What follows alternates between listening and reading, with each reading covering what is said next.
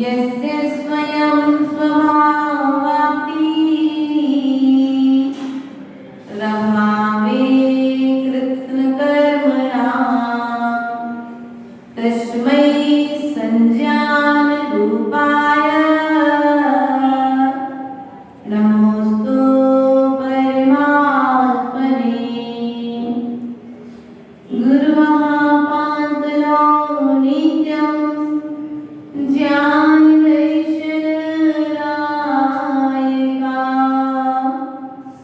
चारित्राणगम्भीरा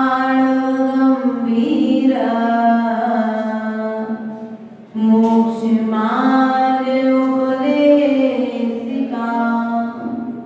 मेरी पवित्र मन में गुरुदेव आओ। मैं शास्त्र वाचन करूं प्रतिभा जगाओ। अरे वंदे भासित सभी शुद्ध देवताओं, क्या बोलना अब मुझे तुम ही बताओ। बोले अनंत अनंत सिद्ध परमेश्वर भगवान की देवादिदेव नायक आदिनाथ भगवान की शासनायक भगवान महावीर स्वामी की आचार्य भगवंत कुंद कुंद देव की आचार्य भगवंत पूज्यपाद स्वामी की आचार्य भगवंत विराग सागर जी महाराज की पट्टाचार्य भगवंत विशुद्ध सागर जी महाराज की मम दीक्षा दिक शिक्षा दाता संयम प्राण प्रदाता आचार्य गुरुवर स्वामी विभव सागर जी महाराज की।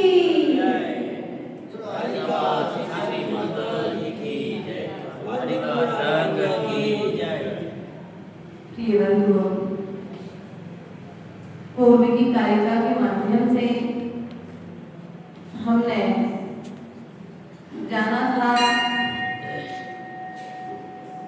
कि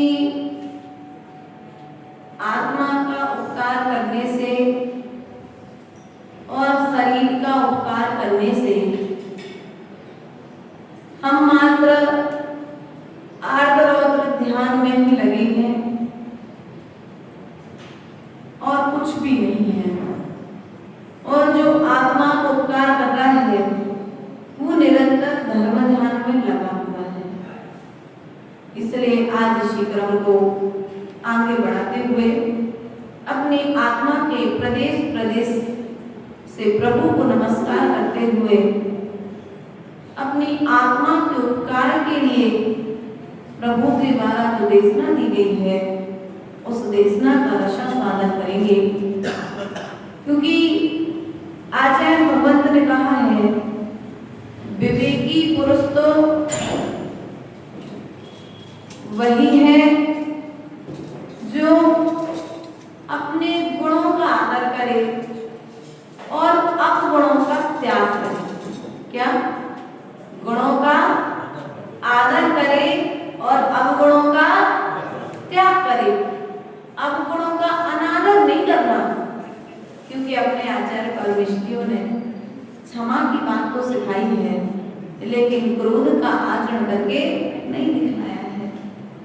इसलिए अवगुणों का त्याग ही करना श्रेयकर है, उनका अनादर करना भी श्रेयकर नहीं है। इसी बात को आचार्य भगवत यहाँ पर कहते हैं कारिका नंबर 20 के माध्यम से चिंतामणिर्दिव्य इतः विन्द्याखण्डकम् ध्यानेन चेदुभे लभ्ये क्वाद्रियन्तां विवेकिनाम्।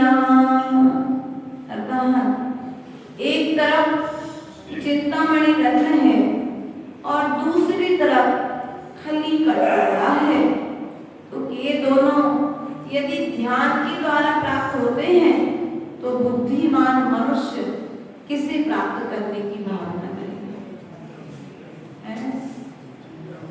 आप रास्ते से जा रहे थे मीडिया प्रभारी जी, आप रास्ते से जा रहे थे और रास्ते से जाते जाते एक तरफ रत्नों का ढेर लगा हुआ था और एक तरफ कांच के टुकड़ों का ढेर था।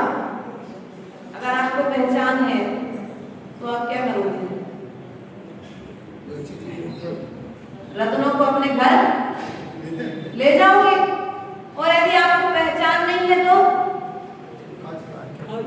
कांच को ही रत्न मान करके उसकी चमक देखकर उसे उठा करके ले जाओगे।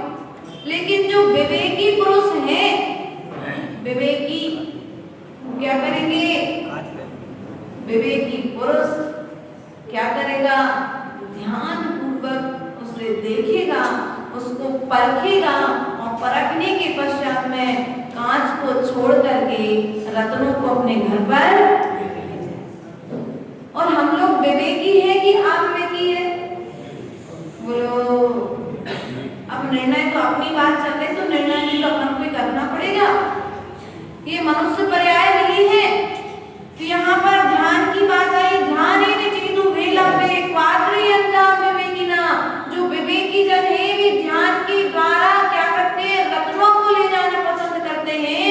वे कांच के टुकड़े, खली के टुकड़े को ले जाना पसंद। खली जानते आप लोग? खली जानते हैं? वो जो तेल निकालने के बाद जो हाँ जो उसका साथ निकलता है खल, उसके लिए भी जानवरों के लिए खिला देते हैं। तो उसी बुद्धि की बात चल रही है यहाँ पर। आप खली का टुकड़ा ले जाना पसंद करते हो कि बहुमूल्य रत्न। आप किस चीज का ध्यान कर रहे हो? आप लोग को ध्यान करना आता कि नहीं आता? अभी कहोगे आता है ना? आप ध्यान कितने प्रकार के होते हैं?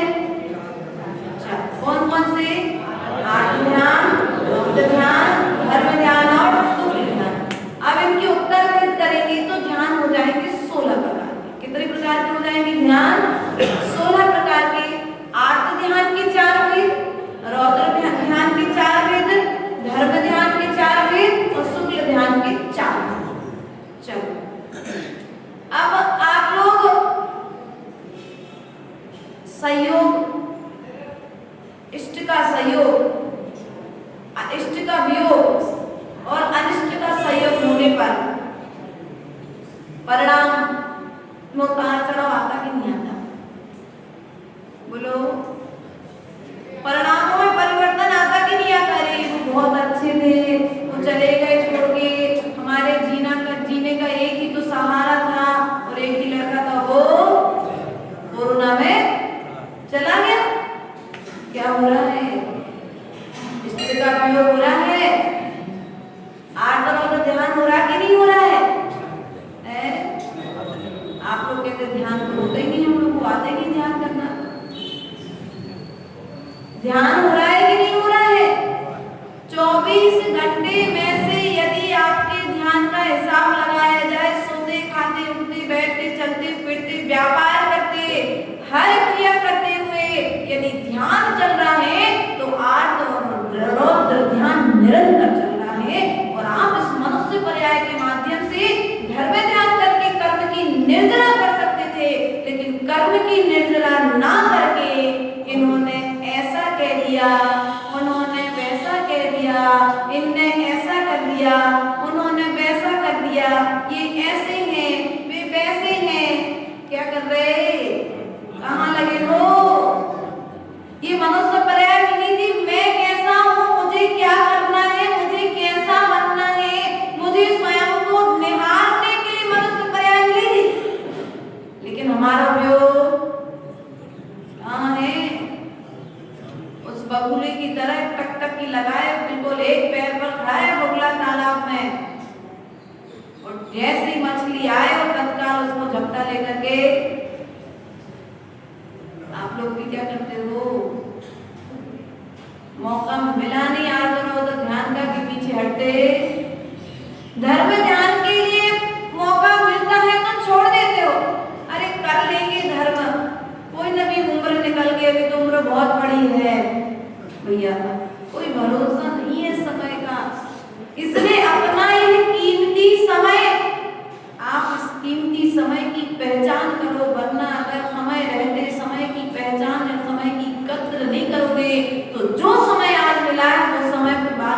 वाला एक राजा एक दिन अपने नगर से निकला, अपने महल से बाहर निकला कि मैं देखता हूँ मेरे राज्य में कोई दीन दुखी व्यक्ति तो नहीं है। देखा उसने नगर में सब जगह सुख शांति है, सभी के पास में सब तरह की व्यवस्था है, लेकिन राजा के दरवाजे पर एक भिखारी। कैसे? राजा को बड़ा दुख हुआ कि मेरे राज्य में मैंने इतना समृद्धि सबको इतना सब कुछ देकर के रखा है, उसके बाद भी व्यक्ति भिखारी कैसे रह गया। राजा ने अपने मंत्री को बुलाया और मंत्री से कहा कि जाओ इस भिखारी के लिए ले जाओ और इसे जितनी भी आवश्यकता हो इसके योग्य जो मांगे उसे वो दे दो। तो राजा ने मंत्री ने राजा की आज्ञा को पाकर के उस मनुष्य को ले गया और मनुष्य को राजा का जो चंदन का बगीचा था, चंदन के बगीचा पूरा दे दिया। उसने कहा भैया ये चंदन का बगीचा है और चंदन के बगीचे से तुम्हारा पूरा जीवन पीढ़ी दर पीढ़ी भी खा लेंगे तो भी ये चंदन का बगीचा कभी समाप्त नहीं होगा। लेकिन विवेक नहीं था। सो क्या किया उसने? उस ज्ञान नहीं था चंदन की लकड़ी का कहने के बाद में भी उसने कहा ये चंदन कौन खरीदेगा, कौन लगाता है आजकल चंदन। सो उसने लकड़हारा था, लकड़ी काट के अपना पेट भरा करता था, तो पूरी लकड़ी काटी और काट करके बेचने नहीं ले गया, उसने जलाई, जला करके केवला बनाया, केवला बना करके बेचने। राजा कुछ समय के पश्चात फिर गया नगर का परिभ्रमण करने के लिए, देखने के लिए, वही व्यक्ति फिर मिला। तो राजा ने कहा क्यों हमारी आज्ञा का पालन नहीं हुआ जो मंत्री साहब? बोले नहीं महाराज आपकी आज्ञा का पालन हुआ था, मैंने इसको पूरा चंदन का बगीचा दे दिया था। देखो क्या कारण है, किसी ने छुड़ा लिया, क्या बात है, हड़प लिया, ये गरीब का गरीब फिर अब यहाँ भीख मांगने बैठा है। तो उससे पूछा कि भैया वो चंदन के बगीचे का आपने क्या किया? बोले हाँ आपने जो वृक्ष लगा करके दिए थे, हम उन सारे वृक्षों को लकड़ी कम दाम में बिकती थी, केवला ज्यादा दाम में बिकता था, सो मैंने पूरे पेड़ काट करके केवला बना करके बेच रहा हूँ महाराज। हमारी भी बोलो उस लकड़हारे की तरह हम सब की भी बोलो ध्यान के माध्यम से हम कर्म निर्जरा करके धर्म ध्यान के माध्यम से स्वर्ग और मोक्ष जा सकते थे, लेकिन हम क्या कर रहे हैं? चंदन के बगीचे को अपने हाथ से काट करके आग लगा करके जला करके केवला विषय भोग में बर्बाद, अपने समय को विषय भोगों में बर्बाद कर रहे हैं। इसलिए प्रिय बंधु एक चंदन के बगीचे से भी ज्यादा कीमती मनुष्य पर्याय तुम्हारे लिए भी है। किसी को बर्तन मांजना हो, भगवत की आराधना में आया है, मनुष्य पर्याय की दुर्लभता का बोध कराते हुए छपक को संबोधन देते हुए आचार्य भगवत ने कहा है कि यदि किसी को बर्तन मांजना हो और राख खत्म हो जाए तो क्या करोगे? रत्नों का हाथ मोती पीस करके राख बना करके मांजोगे क्या? तो जो मूर्ख प्राणी होता है उसकी स्थिति यही है। वह क्या करता है? राख चाहिए बर्तन मांजने के लिए, सो अपने कीमती हार को तोड़ करके उस मोतियों का चूड़ा बना करके बर्तन को साफ। और हम लोग भी कीमती मनुष्य पर्याय को धर्म ध्यान में ना लगा करके आर्थ क्रोध ध्यान में लगाए हुए हैं, अर्थात हम अपने कीमती हार को अपने हाथ से तोड़ करके अपने हाथ से पीस करके बर्तन साफ होगा तुम्हारा पात्र। लोग जब पड़ोस में मालूम पड़ेगा तो लोग क्या कहेंगे? कैसे पागल, रत्नों को पीस दिया इसने, बहुमूल्य रत्नों को पीस दिया है। इसलिए कि बंधु प्रयास और पुरुषार्थ तवे दस चिंता मणि दिव्य विद्या विद्या के खंडगम, वह चिंतामणि रत्न जिसके स्पर्श से लोहा भी सोना हो जाए, ऐसा यह चिंतामणि रत्न से भी ज्यादा कीमती तुम्हें मनुष्य पर्याय मिली है। लेकिन इस मनुष्य पर्याय से नरक निगोद और त्रेत जाने की तैयारी हम कर रहे हैं, स्वर्ग और सिद्धालय जाने की तैयारी कितनी कर रहे हैं आप लोग स्वयं जानते हो। अपना अपनी अपनी कॉपी अपन को स्वयं ही चेक करना है, कोई दूसरा चेक करने नहीं आएगा। अपनी कॉपी अपने हाथ से चेक करो, क्योंकि एक इंद्रिय पर्याय में तुमको तुम्हारी कॉपी चेक करने नहीं मिलेगी, दो इंद्रिय पर्याय में तुमको तुम्हारे प्रणामों का अध्ययन करने का मौका नहीं मिलेगा, तीन इंद्रिय पर्याय में, चार इंद्रिय पर्याय में नहीं मिलेगा।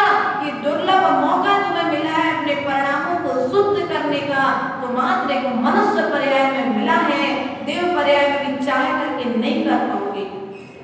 इसलिए प्रिय बंधुओं, प्रयास करो, खली का टुकड़ा मत लेकर के जाओ भैया, खली का टुकड़ा मत उठाओ, बबूल रखना।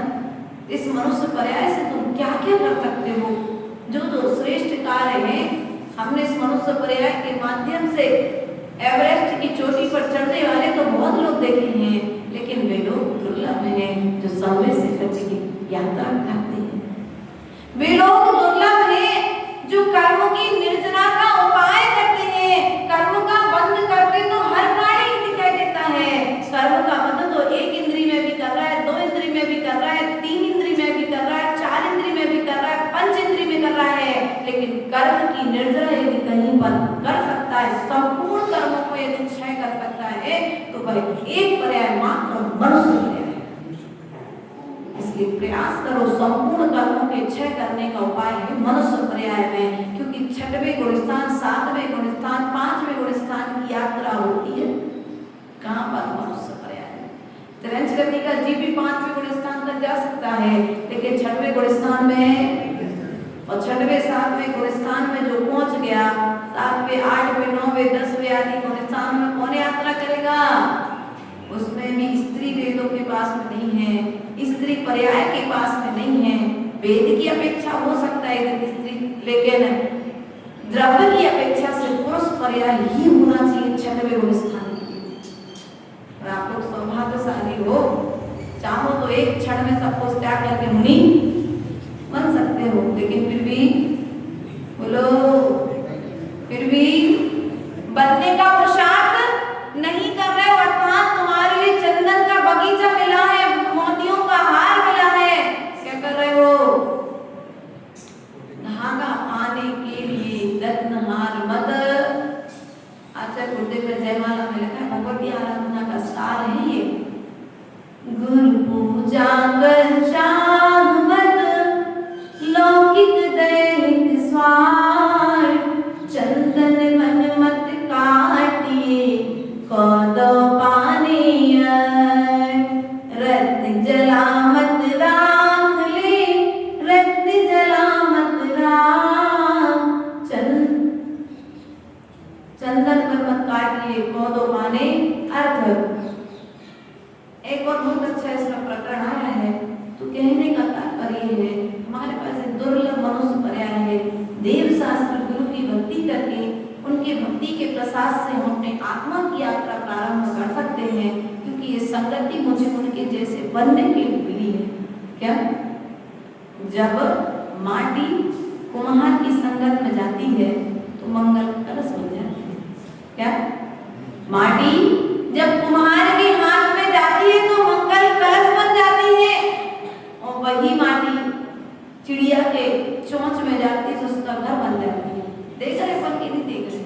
चिड़िया का घर तालाब की मिट्टी से कितने प्यारे यहाँ पर घर बने हुए हैं, और वही मिट्टी इंसान के हाथों से स्पर्श हो जाती है तो नाली में फेंकने के, बोलो हाथ धोए पहले के नहीं धोए मिट्टी से, आज साबुन चलने लगी, लेकिन पहले इसे ये देह अपवित्र है, आप चाहो तो इस देह से देह को मंगल कलश भी बना सकते हो, चाहो तो तुम इस घर में रहकर के निज घर की यात्रा भी कर सकते हो। आप तुम्हारे ऊपर डिपेंड करता है कि तुम्हें इस मनुष्य पर्याय से करना क्या है।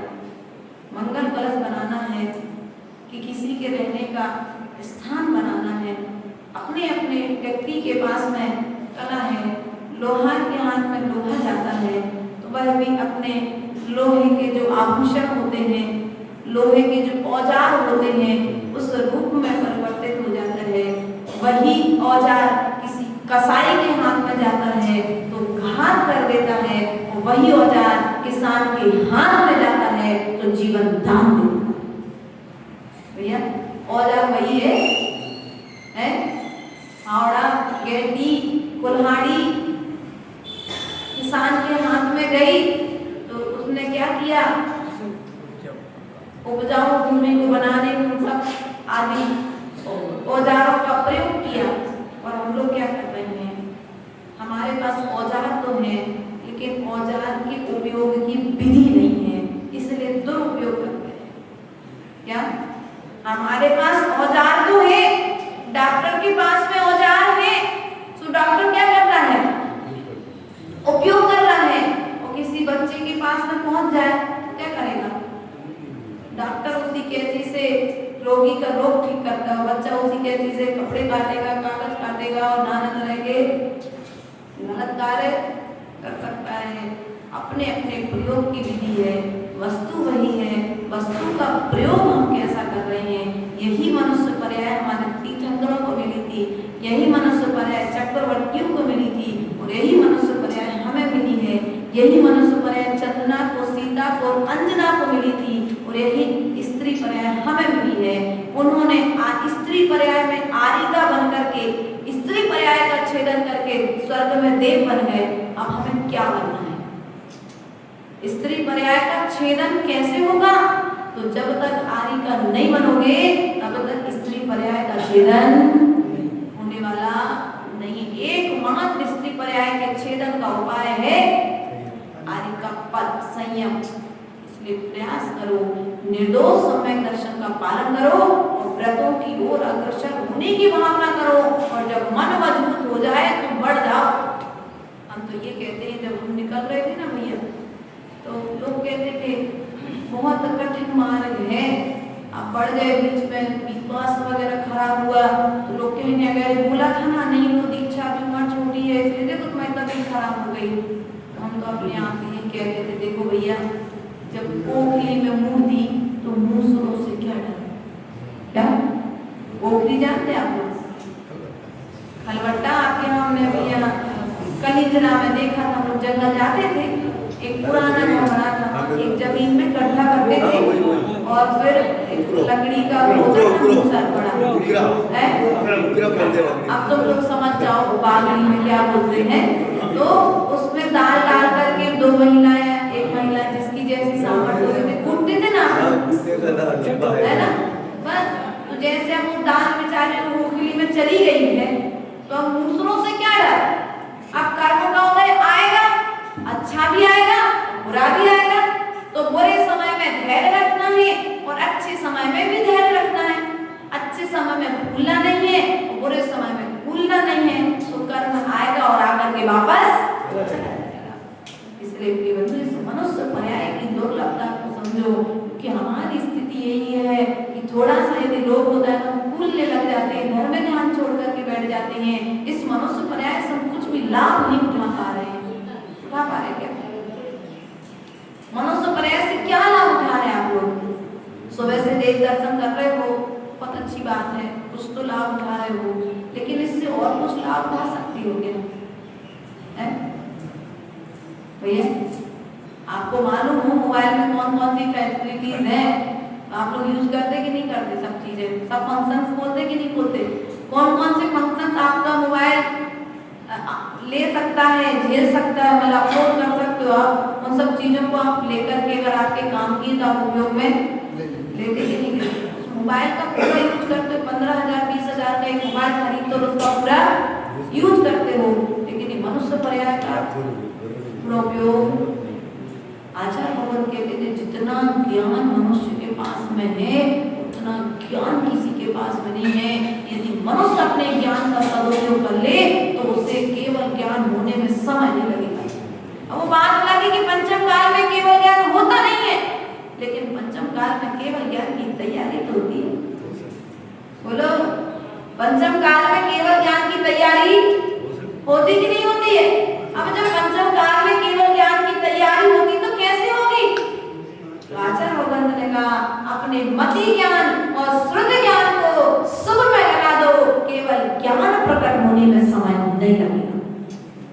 नरक गति और त्रेंच गति और निगोद अवस्था, ये सब मति ज्ञान और श्रुत ज्ञान के दुरुपयोग की पर्याय है। मति ज्ञान और श्रुत ज्ञान का सदुपयोग नहीं किया तो नरक में जाना पड़ा। अब आप लोग को कहाँ चल रहा है? घर टाइम तो हो गया है, अभी टाइम ध्यान रखना। अपन को कहाँ जाना है इस मनुष्य पर्याय से? हमें अपने ज्ञान का उपयोग कहाँ करना है? आंख और ध्यान में लगाना है कि हमें अपने इस मनुष्य पर्याय को धर्म ध्यान और शुक्ल ध्यान की तैयारी करना है। धर्म ध्यान में लगाना है। कोई अच्छी बात कह दे ठीक है भैया, कोई बुरी बात कह दे ठीक है भैया। ज्यादा अपने ऊपर लोड दोगे तो क्या होगा? सिर दर्द करने लगेगा। टेंशन तो देखो भैया दादा ऐसी है बात, टेंशन की तो अब आप बड़े बड़े जन का हो टेंशन की बात तो ठीक भी लगती है, लेकिन आज वो 2 साल का पोता घर में कहता है पापा जी मुझे बात मत करो, मुझे टेंशन हो रहा है। अभी बेचारा खड़ा नहीं हुआ पैरों को, कह रहा मुझे टेंशन हो रहा है। क्या हो रहा है उसे भैया? कैलाश जी छोटा सा पोता बेटा कहता है मुझे टेंशन हो रहा है। भाई तेरी कौन सी जिंदगी चालू हो गई, कौन सी लाड़ी हो गई, कौन सा व्यापार चालू हो गया कि तुझे टेंशन होने लगा? आज प्रत्येक बच्चे के लिए, प्रत्येक मनुष्य के लिए क्या हो रहा है? टेंशन हो रहा है। क्यों? क्योंकि अपने अनुरूप आचरण नहीं हो रहा है, इसलिए टेंशन हो रहा है। कुछ चीजों के लिए उसके ऊपर स्वयं छोड़ देना चाहिए। क्या भवितव्यता, टेंशन नहीं करना चाहिए। टेंशन करके तुम्हारी मनस्थिति बिगड़ जाएगी। तुम्हारा दिमाग जो आज अच्छा, जितने लोगों को डिप्रेशन की गोलियां खानी पड़ रही है ना, इसका कारण यही है मति ज्ञान और श्रुत ज्ञान का सदुपयोग नहीं किया तो विकल्प हुआ, और विकल्प हुआ सो बुद्धि ने काम करना बंद कर दिया। सो नींद लाने के लिए नींद की गोलियां करनी पड़ रही कि नहीं लेनी पड़ रही है? इसलिए क्या करो, होता जगत स्वयं परिणाम, मैं पर का करता क्या। तुम्हें दिख रहा है कि तुम्हारे विपरीत आचरण जा रहा है, दिमाग में चीज रख लो। ज्यादा समझाने का प्रयास मत करो माताओं, ज्यादा समझा, अपनी बुद्धि को बचाओ। आकाश से पतंग उड़ाई मैंने अभी देखी, जब बड़ोदिया बच्चे उड़ाते थे तो क्या करते थे वे? बहुत सारी पतंग उड़ती थी, लेकिन सब पतंगों से अपनी पतंग को काटने से वे, किसी की पतंग कट जाए लेकिन मेरी पतंग नहीं कटना चाहिए। बस एक समय तक समझाओ, समझाने के बाद में यदि कोई किसी को समझ में नहीं आ रही बात तो क्या करो, होता जगत स्वयं परिणाम, मैं करता क्या काम। अपने आप से कह दो मुझे किसी का कुछ करना, मैं किसी का कुछ करता धरता समय आएगा। कुछ चीजें समय सिखाती है, समय बदलाता है, और हर चीज का एक समय आता है। और जब तक समय नहीं आया उसके पहले यदि तुम पुरुषार्थ करोगे तो तुम्हें टेंशन बढ़ेगा, तुम्हारा बीपीआई होगा, लो होगा, शुगर हाई हो जाएगी, डिप्रेशन में आ जाओगे और खाट पकड़ के बैठ जाओगे, कोई तुम्हारा करने वाला है। तो क्या करो बुद्धिमानी, बोलो बुद्धिमती हो, क्या करोगे? छोड़ दो, एक बार समझा दो, चाहे बहू हो, चाहे बेटा हो, चाहे बेटी हो। नहीं समझ रहे ना, समय समझाए। सहयोग वियोग तो यही का है ना, जब तक साथ में, जब तक सहयोग है, जिस दिन छूट जाएंगे उस दिन ना तो मेरे ना मैं तेरा, है कि नहीं है? इसलिए ज्यादा टेंशन करके अपनी मनुष्य पर्याय को बर्बाद मत करो, क्योंकि यह दुर्लभ पर्याय द्वारा मिलने वाली नहीं है। ऐसा आचरण